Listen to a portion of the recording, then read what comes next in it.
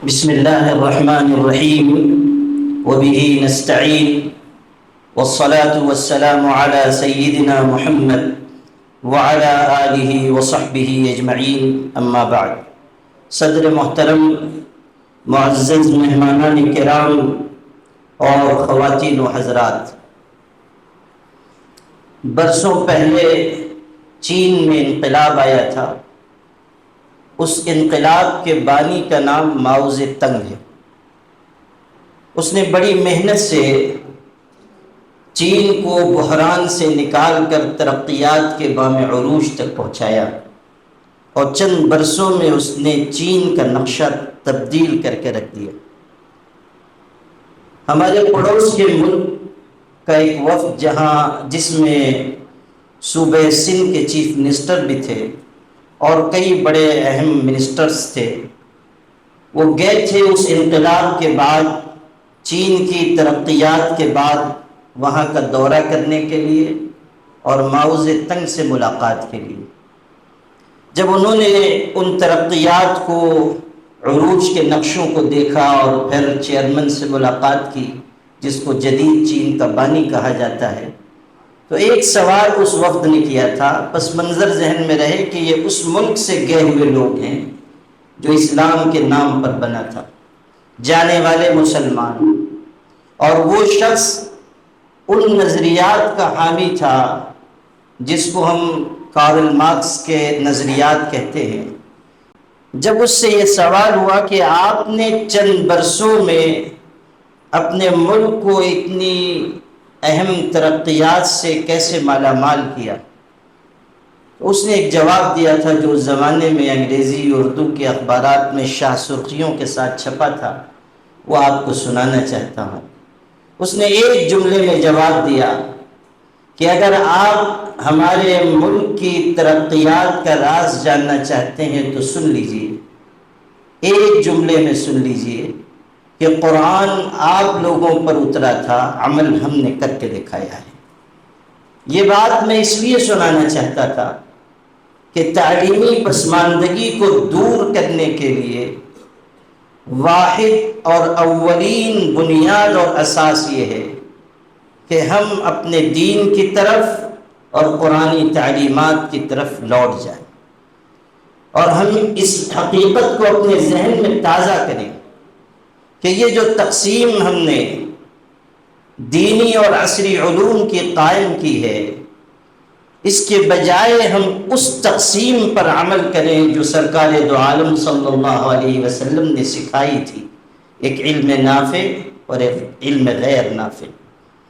جب تک ہم اس خلیج کو پاٹیں گے نہیں، اور جب تک تعلیم کی وحدت کا تصور ہمارے ذہن میں نہیں آئے گا، معاملات الجھتے جائیں گے. دوسری بات یہ ہے کہ تعلیم کو جوڑا گیا تھا دل اور دماغ سے. جب اس کا رشتہ معدے اور مادے سے جوڑ دیا گیا تو صورتحال ہمارے سامنے ہے. اگر ہمارے پڑھانے والے اساتذہ جن کی ذمہ داری یہ تھی کہ وہ دست معصوم میں لوح و قلم دیتے اور نونہالوں کو قندیل حرم بخشتے، اگر ان کا ذہن یہ ہے کہ وہ پڑھا رہے ہیں اس لیے تاکہ ان کی دنیا بنتی رہے اور تجوری بھرتی رہے، تو سمجھ لیجئے کہ پھر ہم کبھی تعلیمی پسماندگی کو دور نہیں کر سکتے. ہماری یہ بنیادی ضرورت ہے کہ ہم ایسے اساتذہ کرام تیار کریں جن کے ذہن میں یہ بات ہو کہ پڑھانا ہمارے لیے پیشہ نہیں، مشغلہ ہے، مجبوری نہیں، یہ ہمارا شوق ہے، یہی ہماری دنیا ہے، یہی ہماری آخرت ہے. دوسری بات، ہم اپنے پڑھنے والے بچوں کو رغبت دلائیں کہ وہ تعلیم کے میدان میں قدم بقدم آگے بڑھیں، اور ہم انہیں امتحان میں محنت کر کے پاس اور کامیاب ہونے کا نشانہ نہ دیں، ہم نشانہ دیں کہ وہ تعلیم پا کر باشعور بنیں اور ان کے اندر علم اپنی اساس اور بنیاد کے ساتھ پیدا ہو. اور اس کے لیے جو ذرائع ہو سکتے ہیں وہ اختیار کریں. مثلا ہماری مسجدوں کے محراب و منبر سے جہاں یہ بات ہو رہی ہے کہ ہمیں نماز پڑھنی ہے، روزے رکھنے ہیں، زکوٰۃ دینی ہے، وہیں بہت اہمیت کے ساتھ یہ بات آئے کہ ہمیں تعلیم کے میدان میں ہم اپنے ہر بچے کو آگے بڑھانا ہے، اور یہ احساس اپنی قوم کو دلائیں کہ جب تک آپ تعلیم میں اپنے بچوں کو آگے نہیں بڑھائیں گے، اس عصبیت کا آپ مقابلہ نہیں کر سکتے جو اس ملک میں پھیلائی گئی ہے۔ فرقہ پرستی اور عصبیت کی ہر زنجیر کو کاٹنے والی اگر کوئی چیز ہو سکتی ہے تو وہ تعلیم ہے۔ آپ کی معیاری تعلیم آپ کی شناخت ہے، آپ کا تعارف ہے، آپ کا پہچان ہے، آپ کی پہچان ہے۔ اچھے اور معیاری ادارے قائم کیجیے۔ اچھے اور معیاری ادارے تجارت کی غرض سے نہیں، قوم کی تعمیر کے لیے، نسل نو کی تشکیل کے لیے، انہیں آگے بڑھانے کے لیے اور تعلیم کے جوہر کو لوگوں کے دلوں میں پیوست کرنے کے لیے۔ جس طرح ہماری آبادیوں میں مسجدوں کے مینار نظر آتے ہیں، اسی طرح اسکولوں اور کالجز کے گیٹ بھی نظر آنے چاہیے، وہ خوشنما عمارتیں بھی نظر آنی چاہیے جہاں تعلیم عام کی جائے، لوگوں کو مہذب اور مثقف بنایا جائے۔ اس کے لیے ترغیب کے جو راستے ہو سکتے ہیں وہ ہمیں اختیار کرنے ہوں۔ اپنے بچوں کو حوصلہ دینا ہوگا۔ بہت سے ہمارے بچے ہیں 10ویں جماعت تک پہنچتے پہنچتے حوصلہ کھو دیتے ہیں، 12ویں جماعت تک پہنچتے پہنچتے حوصلہ کھو دیتے ہیں۔ ایسے بہت سارے ہمارے طلباء ہیں کہ جن کی تعلیم ادھوری رہ گئی، ہم ان کے لیے راستہ بنا سکتے ہیں، راستے بنائے جا سکتے ہیں، بشرطے کہ ہمارے اندر درد ہو، ہمارے اندر فکر ہو۔ اسی کے ساتھ اگر وہ تعلیم کے میدان میں بہت آگے نہیں بڑھ سک رہے ہیں تو ہم انہیں ہنرمند بنائیں، ان کو معاشرے کے لیے ایک مفید عنصر بنائیں، اس کی ہمیں کوشش کرنی چاہیے۔ یاد رکھیے گا، اناڑی آدمی کو سانپ ڈس لیتا ہے اور ہنرمند آدمی سانپ کا زہر نکال کر اسے بیچ کر گزارا کیا کرتا ہے۔ ہنرمندی ہماری قوم میں آنی چاہیے اور باہنر لوگوں کو ہمیں آگے بڑھانا چاہیے۔ جن کے اندر ہنر نہیں ہے انہیں ہنرمند بنانے کی فکر ہونی چاہیے۔ اور ایک بات اور کہتا ہوں کہ ہماری تعلیمی پسماندگی، ہماری زبوحالی، ہم لوگ اس پر بہت گفتگو، بہت تبصرے، بہت تحریریں، بہت تقریریں کر چکے۔ اب ہم جس مرحلے میں اس ملک میں داخل ہو چکے ہیں جو فیصلہ کن موڑ ہے، یہاں ہمیں عمل اور صرف عمل کی ضرورت ہے، بجائے اس کے کہ ہم ظلمتوں پر گفتگو کریں۔ اگر ہم اپنے حصے کا چراغ جلا دیں گے تو وہ اندھیروں کے خلاف جہاد ہوگا، وہ اندھیروں کے خلاف ایک بہت مثبت عمل ہوگا، اقدام ہوگا۔ ہر آدمی اپنے اپنے حصے کا چراغ جلاتا جائے۔ اگر ہم 10 بچوں کو بھی کسی درخت کے نیچے بٹھا کر پڑھا رہے ہیں، ہم اپنے حصے کا کام کر رہے ہیں۔ اگر ہم 2-4 بچوں کی کفالت تعلیم کے لحاظ سے کر رہے ہیں، خرچ اٹھا رہے ہیں، ہم اپنے حصے کا کام کر رہے ہیں۔ اگر کوئی استاذ ٹیچر ریٹائر ہو گیا، ہمارے شہر میں کتنے ریٹائر ٹیچر ہیں، اور معاف کیجئے گا بہت سے اچھے کام اس میں سے کر رہے ہیں، لیکن اکثروں کو سوائے اخبار پڑھنے اور سوائے بہوؤں کو ڈانٹنے کے دوسرا کوئی کام نہیں، اسی کام میں وہ بیچارے مشغول ہیں۔ تیسرا ہاں موبائل تو بھول گیا، یہ صدیقی ہاں یہ تو پہلے نمبر پہ وہ تھا، وہ بھول گیا۔ اچھا وہ آپ صحافی، آپ کو لقمہ دینا چاہیے، حالانکہ لقمہ دینا ہم حافظوں کا کام ہے، لیکن کبھی کبھی فرائض بدل بھی جاتے ہیں۔ تو وہ جو موبائل ہے وہ تو آلہ شیطانیہ، انٹرنیشنل آلہ ضیاء وقت بن گیا، اور ہمارے تعلیم یافتہ لوگ بھی مشغول ہیں ایسے کاموں میں جس سے نہ ان کی زندگی کا فائدہ، نہ آنے والی نسل کا کوئی فائدہ۔ ہمیں سوچنا ہوگا کہ اگر یہی حضرات جو ریٹائر ہیں وہ اپنا وقت اگر بچوں کی تعلیم کے لیے رضاکارانہ طریقے پر دیں تو کتنا بڑا فائدہ ہو سکتا ہے، قوم کتنی آگے جا سکتی ہے۔ 1 گھنٹہ، 2 گھنٹہ، 3 گھنٹہ آپ وقف کر دیجیے، آپ کی دنیا بن چکی، پنشن آپ کو آ رہی ہے، اور انشاءاللہ جب تک آپ تشریف نہیں لے جائیں گے، جب تک، بلکہ شاید انتقال کے بعد بھی جب تک اہلیہ باحیات رہیں گی، جب تک آتی رہے گی، کوئی مشکل ہے نہیں۔ تو دنیا کا بندوبست ہو چکا، معاش کا، اب آخرت کی فکر کر لیں۔ اگر 2 گھنٹہ بھی رضاکارانہ پڑھا دیتے ہیں اور بچے تیار ہو جاتے ہیں تو انشاءاللہ آخرت آپ کی بن جائے گی، آخرت آپ کی سنور جائے گی۔ یہی بچے آپ کے لیے سرمایہ نجات ہوں گے۔ کرنے والوں کے لیے کچھ مشکل نہیں۔ ابھی میں گیا تھا بلڈانا، ایک مثال آپ کو دیتا ہوں۔ ابھی میں گیا تھا، وہاں بہت سارے لوگ آئے، بڑے بڑے پولیس آفیسران آئے، بہت بڑا اجلاس ہوا۔ تو وہاں پر ایک صاحب، ان کا تذکرہ ہوا کہ شیخ سر ہیں، اکیڈمی چلاتے ہیں، آرمی کی ٹریننگ دیتے ہیں، پولیس کے لیے ٹریننگ دیتے ہیں، پولیس بھرتی کے لیے۔ تو مجھ سے ملاقات ہوئی تو میں نے مختصر کر کے آپ کو بتاتا ہوں۔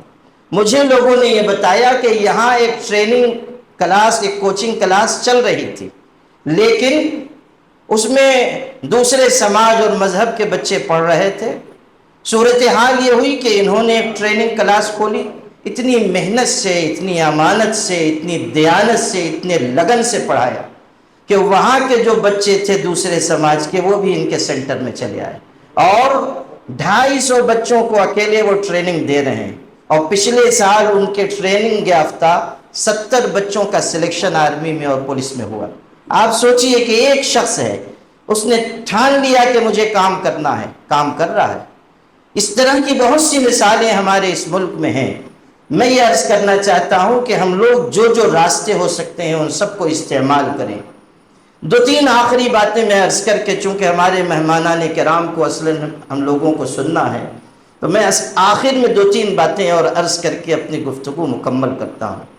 دیکھیے، یہ بہت اہم مسئلہ ہے کہ اس وقت ہم اپنی نسل نو کی تعمیر و تربیت کے لیے کیسے اقدامات کریں، کن بنیادوں پر کریں اور کس سمت میں کریں کہ اس کے بہترین نتائج سامنے آئیں۔ ابھی یہاں کئی حضرات نے تربیت کے سلسلے میں گفتگو کی، یقیناً بڑی اچھی گفتگو ہے، لیکن ایک بات میں عرض کرتا ہوں کہ تربیت کے لیے سب سے بہترین، سب سے مفید، سب سے قابل عمل، سب سے مجرب نسخہ یہ ہے کہ ہم اپنے بچوں کے لیے، ہم اپنے خاندان کے لوگوں کے لیے اپنے عمل کو تربیت کے درجے میں پیش کریں، خود جی کر بتائیں کہ زندگی کس کا نام ہے، زندگی گزارنے کا طریقہ کیا ہے۔ اگر ہم سلیقے سے جینے والے بنیں گے، ہماری اولاد ہمارے راستے پر چلے گی، ہمارے پیچھے پیچھے چلے گی۔ زبان سے نکلی ہوئی نصیحت اتنی مؤثر نہیں ہوتی جتنا انسان کا عمل مؤثر ہوا کرتا ہے۔ ایک بات اور آخر میں عرض کروں کہ یہ جو ہمارا سفر اقرا سے شروع ہوا تھا، ہمیں دیکھنا ہوگا کہ راہ میں رکاوٹ کہاں آ رہی ہے کہ یہ سفر ناتمام ہے۔ یشونت راؤ چوہان یونیورسٹی کے وائس چانسلر تھے، مجھ سے بڑی محبت کرتے تھے، مختلف پروگراموں میں کئی جگہ ان ساتھ رہا۔ ایک دن ایک بڑے جلسے میں ہم لوگ شریک تھے، میں نے کچھ گفتگو کی، اس کے بعد وہ صدر تھے، ان کی تقریر تھی، غیر مسلم تھے، یشونت راؤ چوہان یونیورسٹی کے وائس چانسلر تھے۔ انہوں نے تقریر جو شروع کی، آج تک میرے دل پر شرمندگی کا وہ داغ تازہ ہے، کئی سال پہلے کی بات ہے۔ انہوں نے کہا کہ رحمانی صاحب نے تقریر کی، میرا دل بہت خوش ہوا، بہت اچھی تقریر کی، ایسا ویسا تعریف کی۔ اس کے بعد ایک جملہ کہا، کہنے لگے مگر میں رحمانی صاحب سے جاننا چاہتا ہوں کہ جس قوم کا سفر اقرا کے ذریعے شروع ہوا تھا، آج وہ تعلیم میں سب سے پچھڑی ہوئی کیوں ہے؟ میں آپ سے نہیں عرض کر سکتا کہ میں شرم سے زمین میں گڑ گیا، اور آج تک وہ شرمندگی کا داغ دل پہ محسوس ہوتا ہے۔ ہمیں اپنی قوم کو بتانا ہوگا کہ اقرا سے ہمارا سفر شروع ہوا تھا، اور جو منزلیں درمیان میں آئی وہ سب ہم نے سر کی ہیں۔ ایسا نہیں ہے کہ ہم بے پڑھے لکھے رہے ہیں۔ آج بھی دنیا میں جو آلات جراحی بن رہے ہیں، ہمارے باپ دادا کے بنائے ہوئے نقشے کے مطابق بن رہے ہیں۔ خارزمی ہو، زہراوی ہو، ابن حیان ہو، ابن سینا ہو، اور آگے چلیے تو جتنے بڑے بڑے نام آپ کو علم طب میں، علم حکمت میں، علم الجبرا میں ملیں گے، وہ سب بانیان علوم مسلمان تھے۔ کون بھلا سکتا ہے کہ 500 سال تک یورپ کی یونیورسٹیز میں مسلمانوں کی لکھی ہوئی کتابیں بطور نصاب پڑھائی جاتی رہی ہیں۔ اقبال نے اسی کا تو شکوہ کیا تھا کہ ڈھونڈنے والا ستاروں کی گزرگاہوں کا اپنے افکار کی دنیا میں سفر کر نہ سکا، وہ جس نے سورج کی شعاعوں کو گرفتار کیا اپنی زندگی کی شب تاریک سحر کر نہ سکا۔ یہ اسی کا شکوہ ہے، نہیں حکومت کا شکوہ کہ ایک عارضی شے ہے، نہیں دنیا کے آئین مسلم سے کوئی چارہ، مگر وہ موتی کتابیں اپنے آبا کی، انہیں جو دیکھیں یورپ میں تو ہوتا ہے دل سی پارا۔ یہ اسی کا شکوہ ہے۔ ہمیں یہ اپنی قوم کو بتانا ہوگا کہ آج بھی ہم کامیابی سے تعلیم کا سفر پورا کر سکتے ہیں اگر ہم ٹھان لیں، احساس عمل اپنے دل میں پیدا کر لیں۔ کسی کا شعر ہے، احساس عمل کی چنگاری جس دل میں فروزہ ہوتی ہے، اس لب کا تبسم ہیرا ہے، اس آنکھ کا آنسو موتی ہے۔ اس وقت جو تاریکیاں چاروں طرف سے اس ملت کو گھیرے ہوئے ہیں، اگر ہم بہتر تعلیم، معیاری تعلیم اور دین پر عمل کی راہ پر چلے تو ہم یہ کہہ سکیں گے کہ نور کی یہ کرن ظلمات پہ بھاری ہوگی، نور کی یہ کرن ظلمات پہ بھاری ہوگی، رات تمہاری ہے تو کیا صبح ہماری ہوگی۔ آپ تمام مہمانان کرام کا بہت بہت استقبال ہے۔ میں منتظمین سے بھی معذرت چاہوں گا کہ بہت زیادہ دیر تک میں شریک نہیں رہ سکتا، پہلے سے پروگراموں کی وجہ سے مجھے عصر کے بعد کا وقت کئی جگہ دیا ہوا ہے، لیکن آپ حضرات نے یاد فرمایا، میں حاضر ہوا۔ بہت بہت شکریہ، جزاکم اللہ خیرا۔